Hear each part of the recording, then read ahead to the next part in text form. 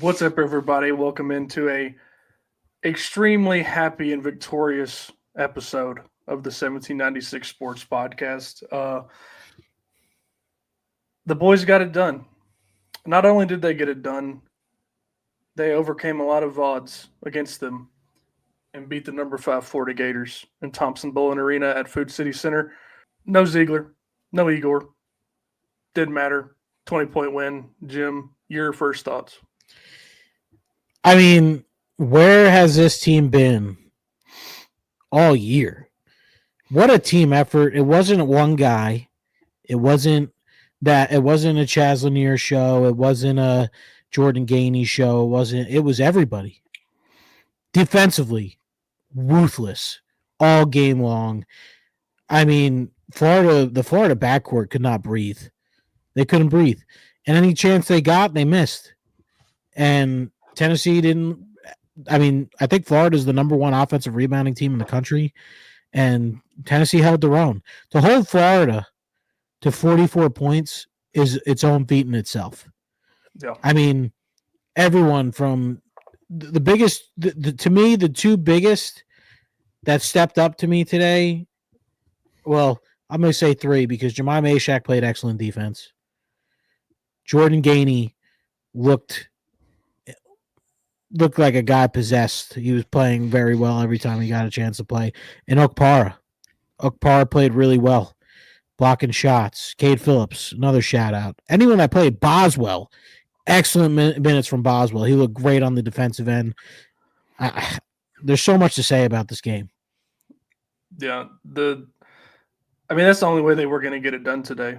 Like, there was no, give it to Chaz and see what happens. There was no dump it to Akpar, see what happens. They did do some of that, but it's not like the only, way they were going to win this game. They, like you said, relied on the defense, controlled the tempo, and praise our Lord and Savior Jesus Christ, they got the ball in the paint. And it proved, that this team does not have to rely on threes. We have a reliable post presence because it's not like Florida is like some bum team in post defense. They have Top good guys in the country. Yeah, I mean, they have good guys down there. And Okpara showed that he can score with his back to the basket. Yeah, and the fact that I'm just proud of this team. They took half the amount of 3-pointers they did against Kentucky. Mm-hmm. Only shot 22 3-pointers. Shot a better percentage, right? I mean, I'll take. But to hold Florida to 4 for 27 from 3, like I said, keep them off the offense. They only had 10 offensive rebounds, which is pretty good in Florida's, way of playing basketball. I mean, they average, I feel like 15 to 20 a game. It's just, I don't even know what to say. I'm like mind blown because once I saw ZZ was out and Igor was out, I literally hammered Florida money line because I'm like, there's no shot. There's no shot. But overall, team played excellent team basketball. The crowd stayed in it. The crowd was electric. And like I said, you got guys like Boswell and Phillips coming off the bench and played really well. I know Boswell didn't have any points. He didn't. It's fine. He had his presence on the defensive end. Yeah, Boswell did a lot of good things, I think, for a guy who has rarely seen the floor this year. Like you said, it didn't really show up in the stat sheet, but if you watch the game, you saw him just giving tremendous effort. And I really think that's what it came down to today, is that Tennessee gave one of their best just effort performances of the whole season. And that's what we talked about the other day, Jim. Like, it's not just that they had to shoot better, it's that they had to figure out how to give more effort, and they figured that out pretty easily. I don't, like, most of that first half, I was thinking, like, we're hanging around, but it didn't feel like Tennessee was I don't know how to say it. Tennessee was close. They were never trailing by more than like 4 or 5 points in the first half, but it felt like the momentum was going to run out because they were going to get tired, but never did. And that sequence near the end of the first half where it was either 2 or 3 blocks in a row, and then Chaz hits a transition three. That was the biggest play of the game to me. Yeah, momentum shifter. Um, you know, you couldn't have said it any better. I felt like this team was one play away to it being the complete opposite, to where it stayed ugly all game. Mm-hmm. But I'm telling you, they kept the crowd in it. The crowd stayed in it. The crowd actually sounded like a crowd. Um, you know, the play that I thought cemented it was the play with no dribbles. Jemai saves it, throws it to Cade. Cade passes it to Boswell. Boswell easily could have been selfish and took up a free 2 points, or a tough 2-pointer or whatever. But no, another pass straight to Cade, easy dunk, wide open. And I'm like, that's it. This game's done, toast. Don't even care. It's just, and you're playing without your best player. I mean, Zakai Ziegler is defensively, in my opinion, other than Meshack, is the best defender on this team. Mm-hmm. But he's also a guy that facilitates the ball. He, can score, 10 to 15 points if he has to. If he's on an off or on an on game, I mean, he could drop 20. But I mean, what I took from this game is, like you said earlier, they got to the paint. They got inside the 3-point line. They got fouled. Florida was in foul trouble in the first half. I mean, most of their starters had 2 fouls, and they had to be a little bit cautious. But what I want to take from this game, and I hope the team takes it too, is you don't need to rely on Zakai Ziegler to do everything. Move without the ball. Go get the ball. Jordan Gainey, you could do stuff with the ball. We've seen it. The Illinois game today. Here's my take about this team. You play like this. If they play like they did today with your 2 other starters, Tennessee can win it. They can win it all. But they have to play like this every single game. And they could do it. You and me know, everybody knows that Tennessee could do that. They played Auburn well. They just didn't shoot the ball nearly as good, enough to win. But they could have beat Kentucky. They should have slaughtered Kentucky. And I expect them to, after watching this, if they play like this against Kentucky in Rupp, good luck. I think Tennessee beats them by 20. Yeah. I don't think there's many teams that beat Tennessee when they bring the type of effort they brought today. I mean, just talking about the defensive effort, Will Richard, Walter Clayton Jr., and Elijah Martin, they combine on average for about nearly 50 points a game as a trio, and Tennessee held them to 18 points combined. Will Richard only got up 2 shots, period, in the whole game. Like, that's not just Meshack locking down one of them. That's not just them being cold from the floor. It's Tennessee just shutting the water off on them defensively. Like, if you watch the game, like, Florida could barely move around in the half court in the first half. And then in the second half, it was more of the same. Like, the only success Florida had in the second half on offense is when they were driving to the basket and getting fouled, and the refs were giving them, ticky-tack calls. But other than that, like, once we had that surge to get ahead at the end of the first half, Tennessee never really looked back, and it was beautiful. Yeah. Imagine if Dubar could start getting hot. Yeah. I mean, just imagine that. I mean, a lot of people don't realize, like, Dubar could shoot. I feel like he's just in a slump. He missed a couple of weeks due to personal reasons, before the season started. He's still, now I ain't gonna lie, in the group chat, I was talking a little shit about it, but, like, I feel like Dubar will come along at the right time. And Tennessee, man, they could do it, man. Jordan Gainey needs to take more control. I think Jordan Gainey I think he earns some more minutes. And I know he gets, 25 minutes a game, but I feel like he's got to be playing a lot more. I mean, him, Boswell. I think Boswell earned some playing time. I really Yeah. do. Um, I feel like Boswell and Dubar got some more playing time, and I feel like you should see them on the floor a little bit more to add a little bit more depth. If Boswell, if you're going to play like that, he played 11 minutes. To me, it felt like he played 25. Yeah. That's how well he played. Like I said, not on the offensive end, not on the stat sheet, but you knew when Boswell was in the game. Every time, every screen he got screened, he got right to his guy. It was fantastic to see. The defense was. I think this is probably Rick Barnes' best defensive game of his Yeah. career. I mean, you're talking a top 2 offense in the country, a top 5 team in the country that was 18-2 coming into your house, and you beat them by 20 and held them under 45 points. Like I said, they shut the water off. You couldn't have said it any better. And I don't want people to forget. Like, we're talking about like this was a normal game for the most part. But we had 7 guys touch the floor today, and one of them played 11 minutes, like you just said.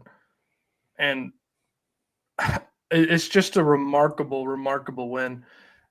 And I saw this on Twitter after the game. This is the biggest win, biggest margin of victory for Tennessee over a top 5 team in program history, with 7 dudes.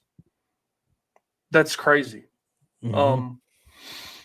It just, and I told y'all in the group chat as the game was going that this really just defines what a Rick Barnes program is. When shit hits the fan, when a guy has the flu, when Ziegler tweaked his knee 4 days prior, they don't really. Rick Barnes said they didn't really even talk about it. They were just like, okay, we don't have 2 of our guys. Like, they expect to just not miss a beat, and that's the kind of culture you have to have if you were to pull off what they did today. And I think it alleviates a lot of worries about this team. I'm not saying that playing with 7 guys and without your two of your best players is sustainable, but we've seen these 7 guys that play today bring an effort that beat a top 5 team. So now really the expectation just gets higher for me. Like, we Oh just saw yeah, you we just saw you 7 guys do it. So I'm not adding saying 2 of your main guys. yeah. And I'm not saying like I don't expect to lose a game or struggle the rest of the year, but I expect the effort to be there now.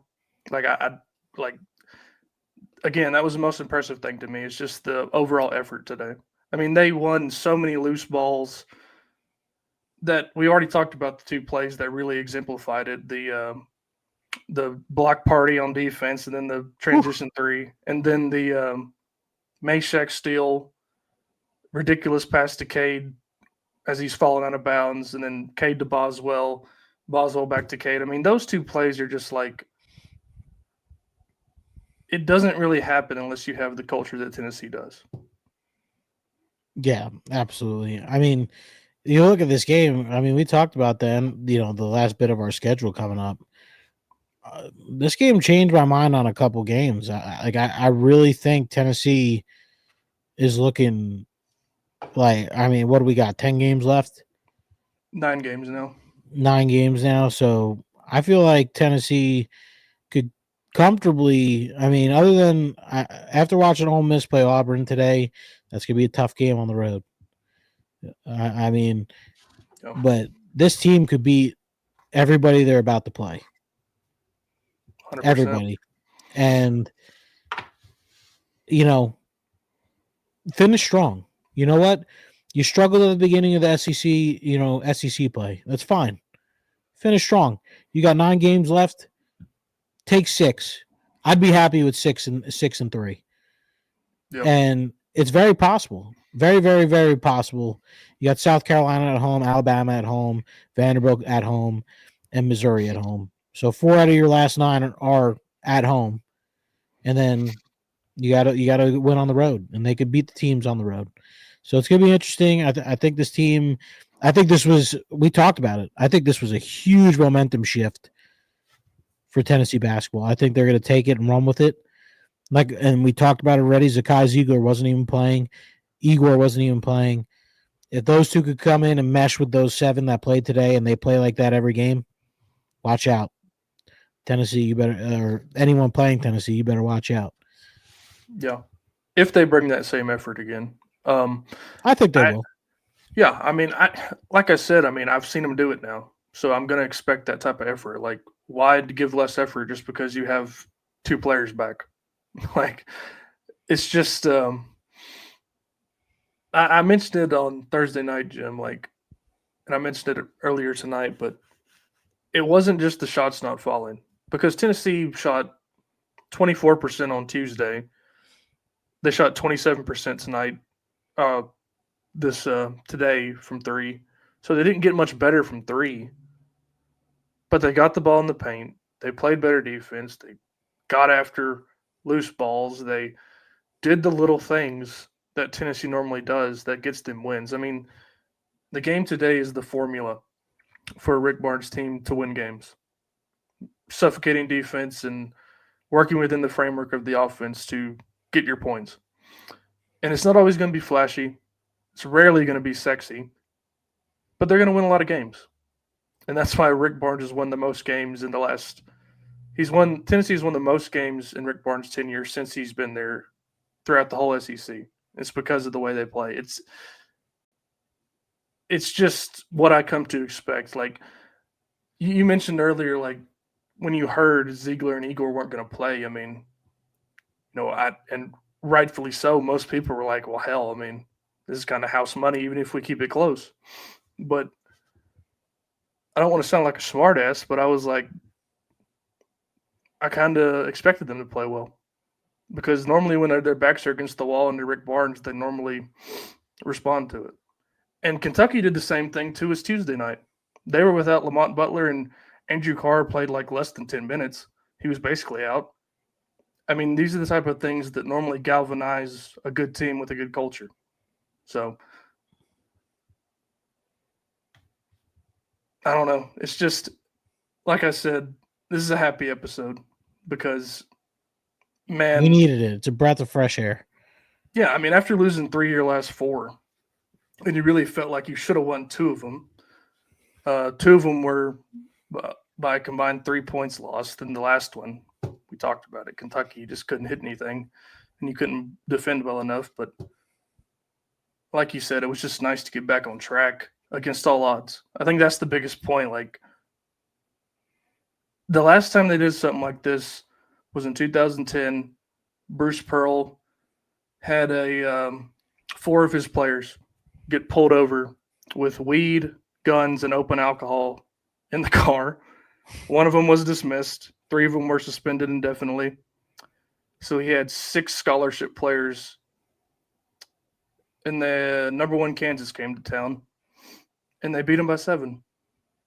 Like that's the only other time I remember anything like this happening. But I heard this today on the voluntary reaction, the Fox Sports Knoxville post game. Like that shows you the difference between a Rick Barnes and Bruce Pearl program is that we're in the situation under Rick Barnes because of injuries and the flu. We were in that situation under Bruce Pearl because of, criminal stuff. So it just shows you the difference between a Rick Barnes culture and a Bruce Pearl culture. Yeah. I mean, Rick Barnes has made a powerhouse of a program here. Hall of Fame coach. Honestly, could be his last year. Could be second to last year. I don't think he's got much time left, but you know, you couldn't. I hate being the guy to say, all these people, talking about fire Rick Barnes, you can't win nothing. You don't realize how hard it is to win a national championship. Especially in the SEC.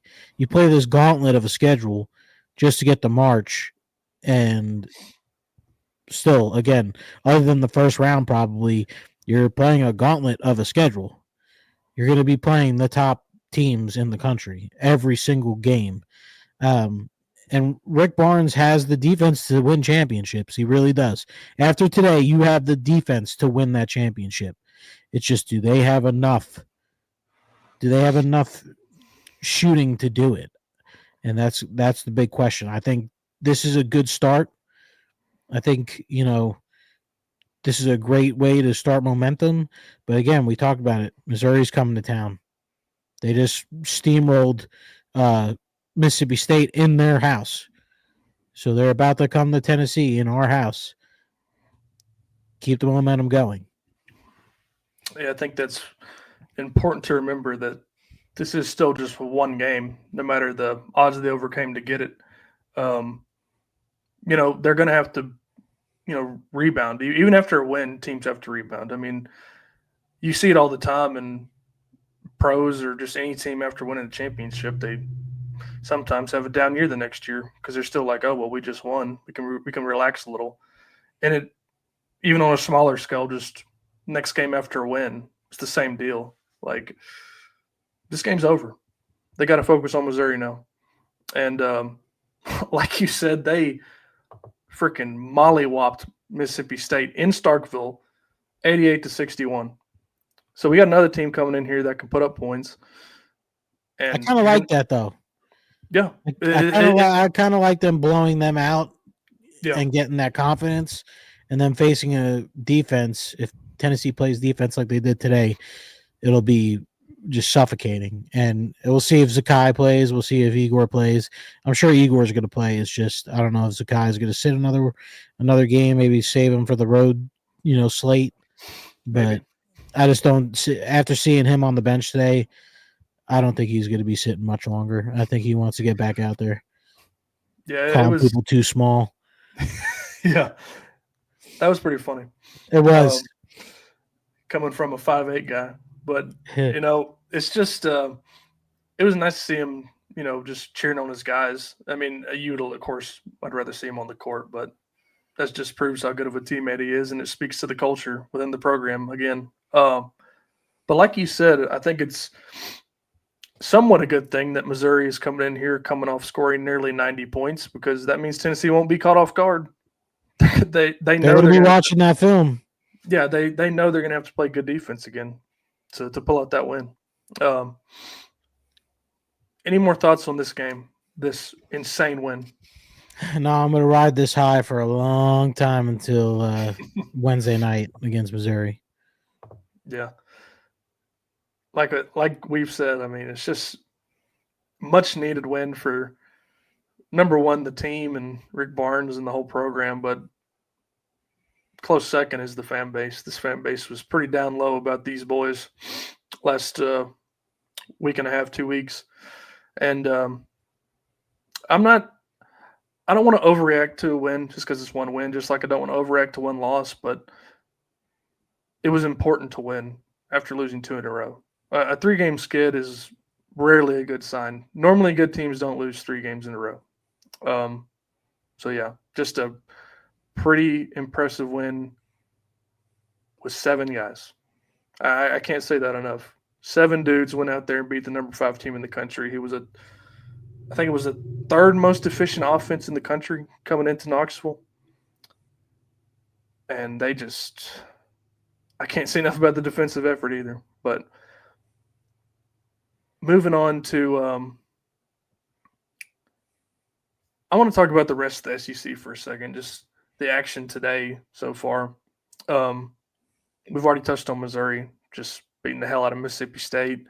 You touched on Ole Miss having a decent showing against Auburn at home, but Auburn ended up winning by 10. Ended up getting to their customary 85 to 90 points. This one shocked me, Jim. I don't know if you saw it or not, but Vanderbilt was leading in the first half against Oklahoma by, I think it was either a dozen or 15 points at one point. Oklahoma ends up winning 97-67. It doesn't matter who you play on the road in the SEC. Like that can happen pretty easily. Oh yeah, that. I mean, we've said it before. The SEC is a gauntlet. Every week, every single game you're playing is an absolute just slugfest. I mean, yes, you're going to get those games where you get that team where they're on their off night. Yep. Kentucky got us on our off night. We shot 20 more shots than them. They beat us. That's crazy. But you have a team like Vanderbilt. They play really well at home. They beat us. They beat Kentucky. They might have been on there. I didn't watch that game, but Vanderbilt could beat anyone in the SEC. I just don't see them beating Bama or Auburn right now. But they've obviously could beat most of the teams in the SEC. Missouri pimp slap Mississippi State. I mean, we also pimp slap Mississippi State as well. So, and we also held them to 56 points. So it's going to be interesting. Yeah, 100%. I mean, let's talk about Missouri. They beat Mississippi State in a different way, of course. They beat them by a higher margin, but Tennessee, like you said, did what Tennessee normally does when they win a big game is they shut them down on defense. Another result, I cannot believe that South Carolina has not pulled out one of these close games yet. It's really getting sad at this point. Like 0-9 in the SEC, the only winless team in the league now. I'm glad we don't play them till the last game of the season. That's what I was getting to. Like, I hope they win a game before we play them that last game of the season, because 0-17 SEC team, nothing else to play for besides the SEC tournament, which would be a long shot for a team like them. They're going to want to get that win if they're 0-17, and it's not like they've been far away. Like I said, they've been right there for a lot of them. They lost to Auburn by 3, so I will say I'm glad the game's in Knoxville. I think that'll be not too much of an issue, but it's just a thought. And finally, Cal's return currently in progress in the second half. Arkansas is leading 71-60 with 9:45 remaining. That's a good welcome back. That would be so tasty as a Tennessee fan to watch Cal get in there and strut his ass out with a win. Yeah, Cal deserves it. Kentucky fans deserve it after all the crap they talked about him going to Arkansas and all the players that left talking crap about them. I hate to tell Kentucky fans. I understand you beat us. You shouldn't have beat us. Kentucky's not that good. They're really not that good. Again, they're a team that could score. But I think if Tennessee played this type of basketball getting inside the 3-point line, they would have beat Kentucky. Yeah. Mark Pope said it. They let them shoot. And they just never caught fire. They didn't catch nothing.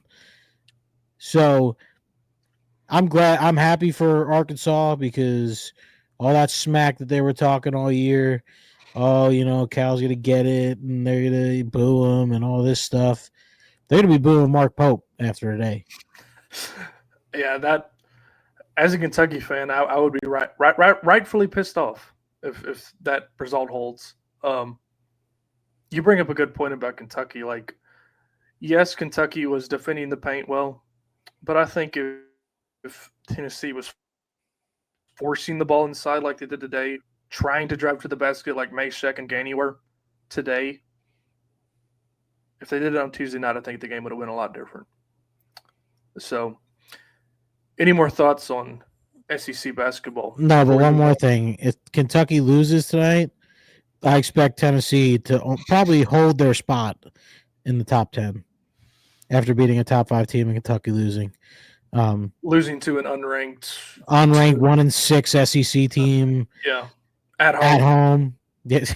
Yeah. So keeps getting worse for them. But again, this goes to the point of how tough the SEC is. Yes, I know that Arkansas is 1-6, and you know that Kentucky's 4-3, might be 4-4 and 15-6 after this. But any one of these teams could go play an ACC, a Big Ten team, and really push everyone's limits. So, that's really all you could say. I mean, it's absolutely incredible what the SEC has created in all sports. They are the especially this year, they're the best in baseball, they're the best in football, and the best in basketball. Don't even give me that face. Everyone knows the SEC is still the best in football. Every single one of our SEC teams, except for Texas, isn't spending $20 million a year on their roster. The Ohio State is going to pay Jeremiah Smith over almost $10 million to stay there. Yeah, I mean, I just no matter how they got to it this year, the Big Ten was better. The at least This the year, top. yeah, this year. But if you're talking the past 20, SEC runs it. Yeah, for sure. Yeah. No So debate there. But top of the Big Ten was pretty damn good this year. Um, anyway, speaking of the SEC being dominant, let's talk about some pretty substantial SEC baseball news. This dude from North Carolina, mm, that Vitello got in the boat, what, 13 2 days weeks. before Yeah. 13 days before the first pitch. Absolute slugger. Speak to it, Jim. Yeah, let's talk about Alberto Ozuna. I mean, this dude hits piss missile after piss missile after piss missile. I mean, honestly, and we're going to debate what this starting lineup's going to be for Tennessee, but I don't know what to do with it. I don't know what to do with it. This team is so stacked, and I love before we talk about it, I love the fact, like what you said, with how Tony Vitello wants to turn the page. Yes, you're national champions. Yes, there's a target on your back. No one wants you to do the unbelievable and do 2 in a row. No one wants you to do that. Usually, teams, like you said, yeah, the last podcast we were on, usually teams that win the national championship struggle the next year. Look at LSU. They struggled the next year. It's kind of hard to not struggle when you have a guy named Paul Skeens as one of your starting pitchers. But anyway, let's get back to Alberto Ozuna. Such a key addition to this team, and kind of opens my eyes at the first base spot. I don't really know him well on the defensive side of things. He's a Division I athlete. I assume he's a good fielder, but kind of reminds me of the guy we were going to get. What was his name? Eric Rakowski, Rakakis, whatever his name was. That got drafted and ended up going because he was a little bit older. But Alberto Ozuna, man, such a key addition, a great DH slot hitter, power threat. He hit for 259 with 45 homers and 140 RBIs in 3 seasons at North Carolina. North Carolina, another top baseball school. Um, just a key addition. I want your opinion on. You got so many people that you could start at first base. I mean, between you got Stone Lawless, who has a sick bat, freshman coming in. You got Perry at first base. You could have Dalton Bargo at first base, and now you added Alberto Ozuna. And then you also got a DH spot, which I think one of the first basemen would probably be in that DH spot. Yep. But it's such a weird thing to think about on how stacked this team is and how hard it is to make a lineup.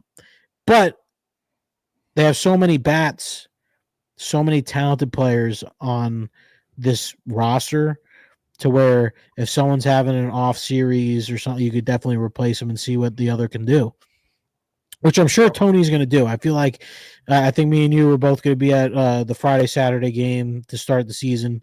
I feel like games like that, you're going to see a lot of guys get a chance. And so Tony gets a feel of what his starting lineup's going to be. But I'm going to go ahead and start the starting lineup off early. I think your number one hitter is going to have to be your true vet, the guy that's been there, the guy that stayed one more year, is Hunter Ensley, and he'll be in center field. So what do you think? What do you think?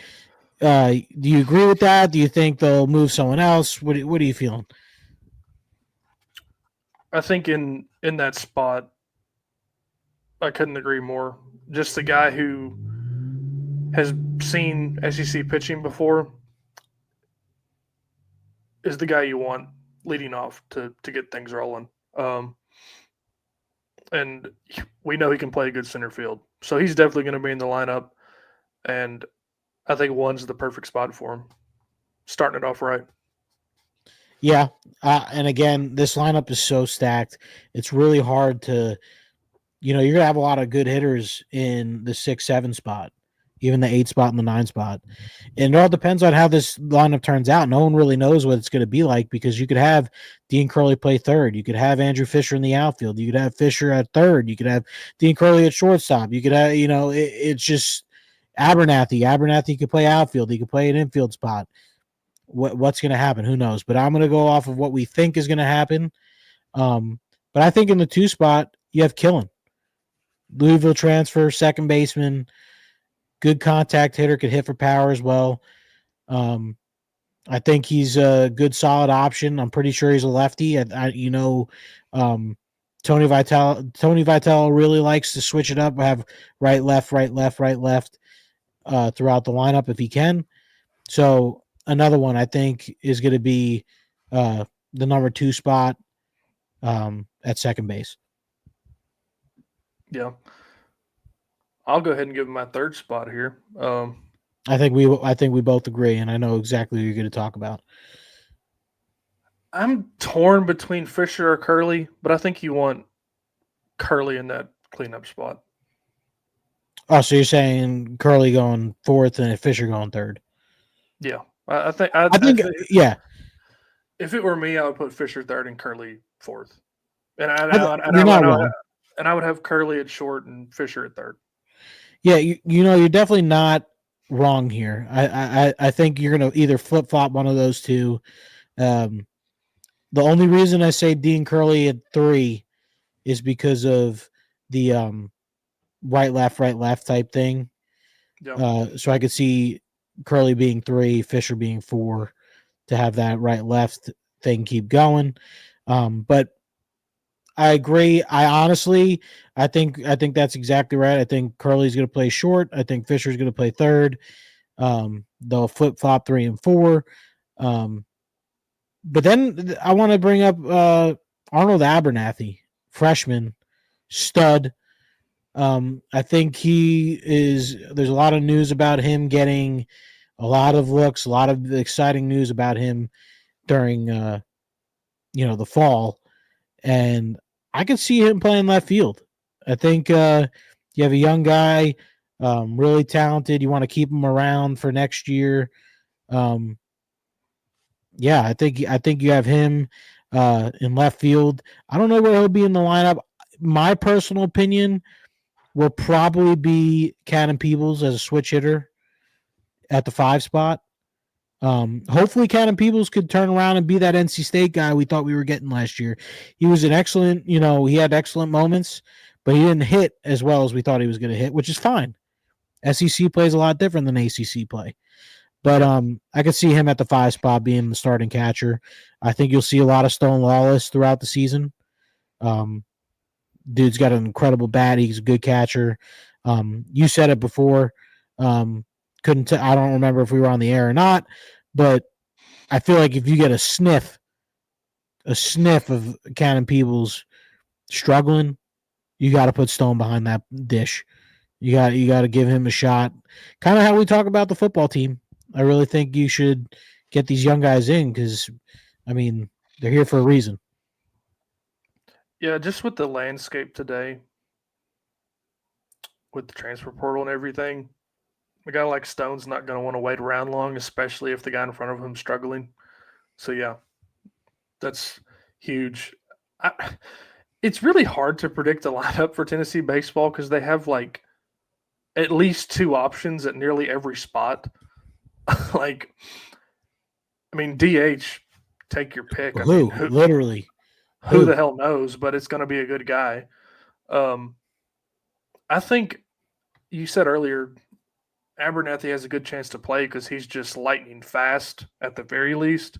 And if he's not in the field, he's going to be a pinch runner at some point during a close game. You got Reese Chapman coming back, who can play in any of those corner outfield spots. it's just a ridiculous roster again. It's what we've come to expect under Tony. And I think the more interesting thing besides the lineup, because I normally like with Tony the last 3-4 years, the lineup has always worked itself out. They normally have Yeah, a good lineup, and much the same with what I'm about to talk about is the pitching. Like yeah. you have so many good options there too. Like if worst comes to worst, Snead's going to start, but like we said in our last episode, you'd rather see him as a long relief guy. Um, Liam Doyle, Tegan Coons, Brandon Arvidsson, Probably your Franklin. three. I think those are going to be the three. Yeah, I mean that's the projection right now. But again, you have two or three more options that could be a weekend guy. I mean, last year we nobody You was did, thinking yeah. like You didn't have that last year. no. I mean, nobody was thinking oh Xander Seacrest is going to be our Sunday guy. Nobody was thinking AJ um, Russell is going to be out for the year. nobody was thinking AJ Causey is going to be our Friday night starter. Like they'll work it out, and that's Or what the yeah, first Chris Stamos coming in. Like yeah yeah Stamos leading the first two innings and then coming out. Like no one thought that, and I think you're right. I think they have a lot more arms to where they at the beginning of the year against a Hofstra against teams like that you could really test those waters. But I know Doyle's a lock. He's going to be a starter. He came probably from Ole Miss. He shut Tennessee down last year. I was at that game where he pitched really well. Um, Coons, I think, will be to me, he's like a 90% starter. I feel like he'll be one of them, at least on the opening weekend. I feel like the guys you name, Arvidsson, Doyle, and Coons, will definitely be those three to get the initial starts. yeah, and that's what the first month and a half of the season is about in college baseball. You know, Figuring just it out. and even if they lose games, like as long as they got it figured out by They ain't March. losing, bro. I'm gonna be honest. I really do think Tennessee could win all their non-cons this year, just based off the lineup. And I really do think we have better arms this year than we did last year. The only one you're really missing is Drew Beam and Aaron Combs, Yeah, in my opinion, and Xander. I met Xander in Canes. My boy, shout out to you. He gave me a dap up and a hug. Um, Literally led this team to a national title, in my opinion. But I want to get back to the lineup here because we're at this sixth spot. This is where it gets interesting. Um, like you said, there's so many things you could do. Here's my thing about Reese Chapman. Reese Chapman was awesome at times. Awesome at times. But he had a couple blunders in the outfield.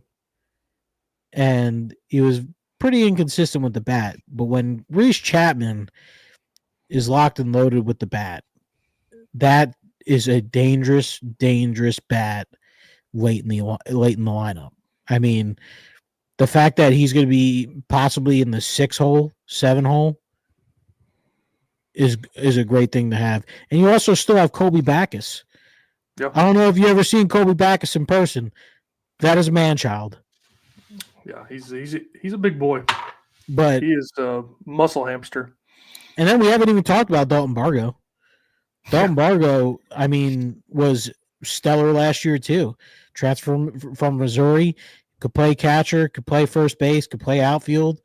A big utility piece for Tennessee, and I expect him to be used. I expect him to be probably. I don't. Again, you don't know with the addition of Alberto Ozuna. They didn't take Alberto Ozuna to come sit on the bench. Like, no, and I don't say he's going to start at first or anything, but I expect him in the lineup. yeah. I mean, we were talking about Reese Chapman there for a second. Like he's like he would be my pick to have his coming out party. Tennessee normally has one at a fielding position every year. He's oozed with potential the last 2 years. And he had good moments last year. He had a home run in Omaha. Like Mm-hmm. A he was in the bomb. he was in the lineup for a lot of that run to the national championship. And like you said, he had some struggles defensively at times. I think overall he was a pretty good defender throughout the whole season. If you take it all and as if you look at the whole body of work, um, I mean, I think it's like it's kind of futile for me to do the last three spots because I think that's a really the crapshoot. Like it doesn't. It just depends on the day and the type of game you want to play when Tennessee wants to hit home runs. So you know, it's just I'm looking so much forward to this season that I'm going to the first game for the first time in since I was a freshman in college. Uh, Yeah, like I'm the same way. like we could talk about it the rest of the night, but I want to see if Arkansas pulls this shit off. 83, like 83 to 73. They just got yeah. We can talk about baseball all the time. We're gonna have a baseball podcast here soon. Really looking forward to it. It's gonna be a fun season.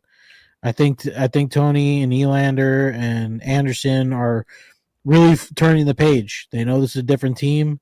It's a brand new season. Really, really hard to win a national championship in baseball. We did it last year. Let's see if they can do it again. yeah, here. Any more Here. thoughts tonight, buddy? I don't think so. I'm literally just doing research on how nasty this lineup's about to be, but Yeah, I don't have to do no research to infer that. We are coached by Tony Vitello. with Josh Elander and the man himself, the myth, Frank Anderson, the one who wears hoodies in the dead heat of summer. Crazy ass Frank, baby.